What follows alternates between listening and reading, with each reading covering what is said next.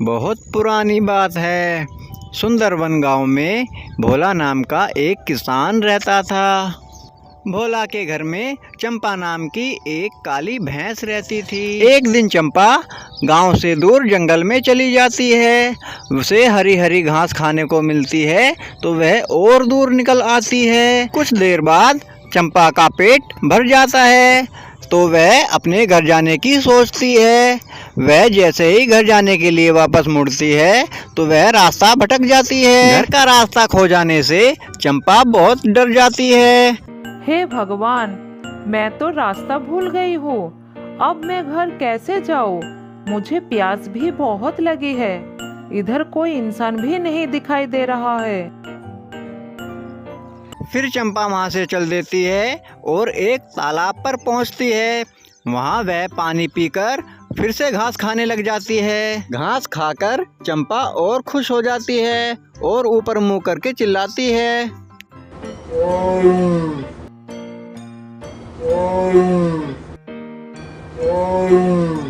उसी समय जंगल का राजा शेर पानी पीने के लिए तालाब की ओर जाता है और उसे वह डरावनी आवाज भैंसे की सुनाई देती है और वह रुक जाता है और मन ही मन सोचने लगता है, अरे ये किसकी आवाज है?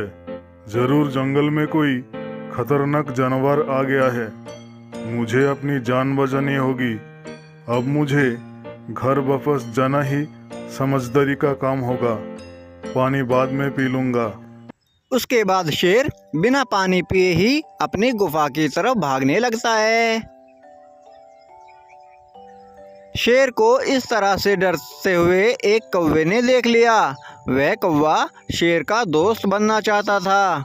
तब उस कौवे के दिमाग में एक गंदा आइडिया आता है। वह अपने आप से कहता है, यही सही समय है शेर का भरोसा जीतने का। अच्छा मौका मिला है आज। मुझे शेर के पास जाकर सच्चाई बता देना होगा।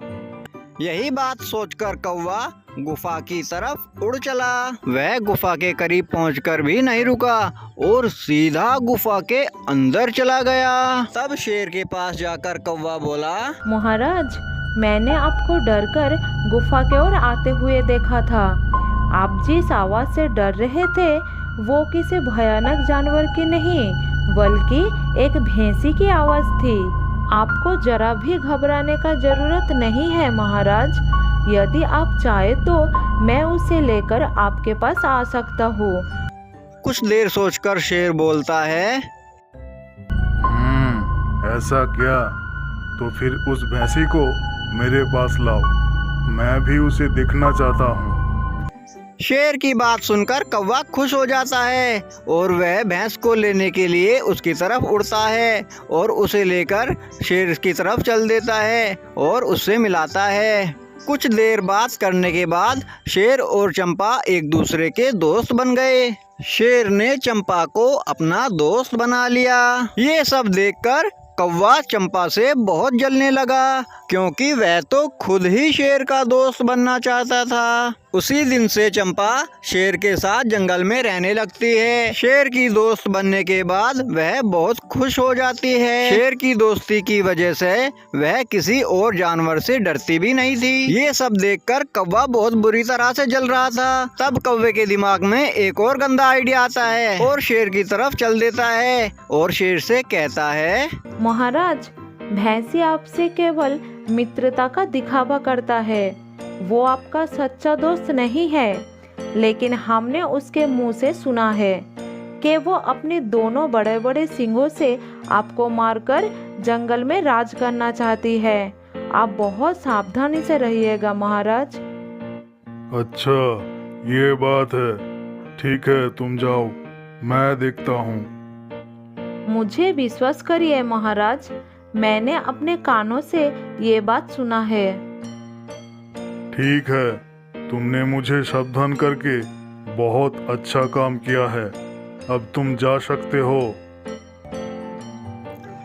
कौवे की बात सुनकर शेर को पहले तो विश्वास नहीं हुआ, लेकिन फिर भी शेर को शक होने लगा और कौवा उसके बाद भैंस की तरफ उड़ चला और चंपा से कहा, मैं आपसे एक राज की बात कहना चाहता हूँ। इसमें आपकी भलाई है। ठीक है, बताओ क्या कहना चाहते हो तुम। शेर केवल आपसे मित्रता का दिखावा करता है। मौका मिलने पर वो आपको मारकर खा जाएगा। आप जब उनके पास जाओगे तब बहुत सावधान रहिएगा। ठीक है, मैं चलती हूँ।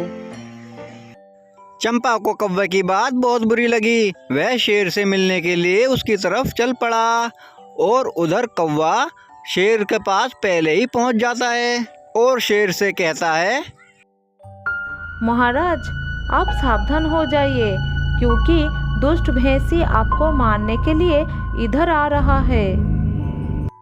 चंपा को गुस्से में अपनी तरफ आता देखकर शेर को कौवे की बातों पर यकीन हो गया और चंपा जोर जोर से सींग उछालने लगी और चिल्लाने लगी।